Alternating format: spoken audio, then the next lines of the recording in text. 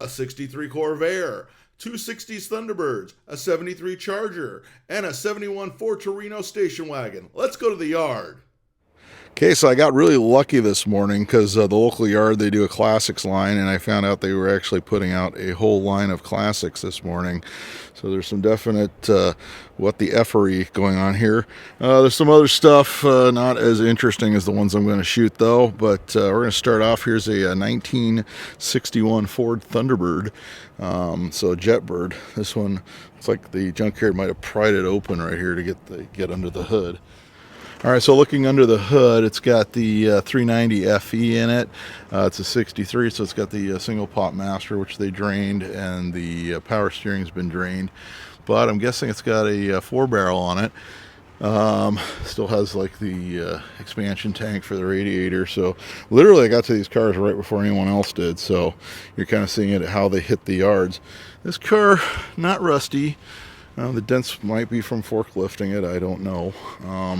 So as the bucket seats, they're pretty shredded, but recoverable, and the back seat looks like it was redone in like a diamond pattern. Actually, the front seats were too. And all the dash stuff is still there. The dash is completely cracked though. Headliner's intact. And I mean, it's got the power steering, still got the switches and everything. I said I would have been saved. I don't know. These aren't really high dollar cars, although they're popular with customizers. So someone might have actually saved this one, especially being a black car. It'd be easy to like flat black it and make it like a rockabilly sled or something. But a lot of good stuff on this car. I'm sure it's going to get properly stripped here. But interesting to see a early 60s Jetbird at a self-service yard these days. Okay, and here's one that definitely should have been saved. This is a 1971 Ford Torino station wagon. So I'm going to do a walk around first, and I'm going to try to get the hood open on this one. But looks pretty straight, pretty rust-free. These wagons are very, very popular now, and they're increasing in value. This one definitely would have been savable. Door is locked. Let's see if I can get in on the other side. Dash is completely cracked, as you can imagine, for a California car, and the back seat's down, which means it was probably used for hauling stuff. But still, a 71 Ford Torino station wagon. Not something you see very often anymore. Looks like it got pushed in the back, but nothing too terrible. Oh, it does have some rust here. So there was a little bit of rust there on the pillar. Doors dented in, but again, not too bad. There's your interior shot. It's got an aftermarket stereo like from the 80s with cassette. But once again, I mean, something interesting to see here at the yard. Coming around here, we're going to show you the front fender again.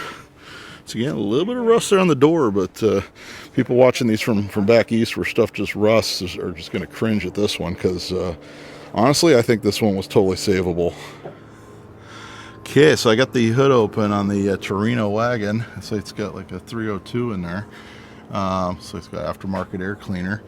It's definitely had some stuff done to it over the years. It's not completely stock, not exactly straight out of grandma's garage, but you know, definitely still something someone would have saved. Could have gone with like a later EFI 5.0 out of like a Mustang or something, made this thing into a cool like highway cruiser. But kind of sad to see it here. All right, so here's another one. This is a 1963 Chevy Corvair. It's got a sticker on the front from insurance, so it was salvaged by insurance because, as you'll see in a minute, it was rear-ended. This one still has the bucket seats. Back seat looks like the back part of it is missing. And interesting enough, it's got a very 70s AM/FM 8-track in it. So that's kind of cool right there because you don't see those ever anymore. It's got a 4-speed on the floor, and most of the other stuff is still there. I mean, it's probably someone's pride and joy, and they were still driving it. And then you'll see right here, it got rear-ended. So got tagged in the back. It's got the original air-cooled 6-cylinder engine here. It's like it's been upgraded to alternator. I believe these would have been generator in this year. If somebody knows, if I'm wrong, please correct me, but I believe that still would have been a generator. And it was pretty hard, so definitely not something the insurance would have fixed. So that's why I got totaled out. But I'm sure some Corvair guys will come out here and snag a lot of this stuff off this car.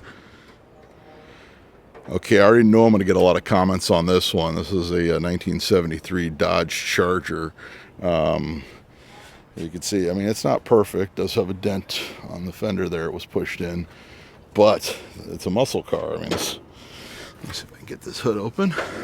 That one's a little easier than most. I believe that's a 318 in there. So 318 with like a 2-barrel carburetor. So sort of like a base engine. I don't know if these came with the slant 6 or not. They probably did. But yeah, not in that great a shape. Somebody probably would have been happy to have saved it though, because these are getting kind of scarce. But real interesting to see. Older, bad paint job. But still, taillight panels aren't that great. I'm not sure if these are reproduced or not, like many of the other Mopar muscle car stuff. But if they are, still, it's sad to see it here because, like I said, these aren't growing on trees these days. But neat part of muscle car history when you're getting into more of like the smog years.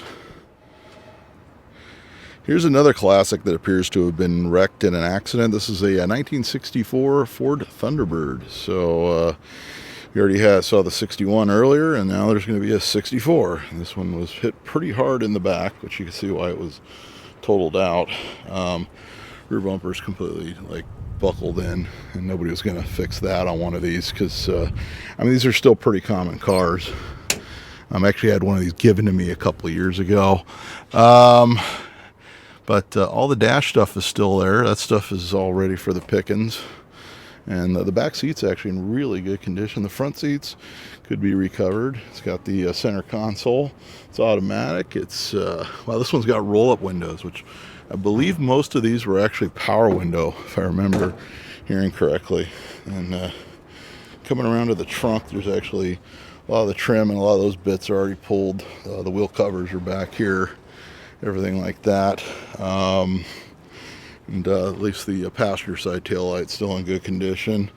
I said, other than the wreck, it was actually not in that bad a shape. It's like an older paint job flaking off. It's not the original paint. It was repainted at one time. You can see the clear coat is shot, so it's probably repainted sometime in the 80s or 90s. But still sad to see.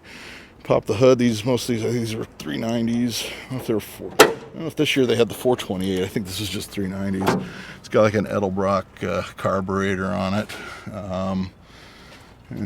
Yeah, most of the stuff is still there.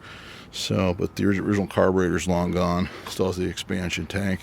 Still not something you see a lot of any day more, even though they're still winding up here at the wrecking yard.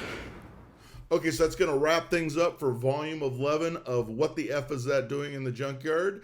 We're trying to do these junkyard videos as much as we can, as soon as we find some of the more interesting and rare stuff that pops up in the local yards. So if you like what you see, be sure to like, subscribe, and let me know in the comments as to what your favorite car was in this video and which one you're most sad about seeing winding up in a wrecking yard. And until next time, I'll be seeing you.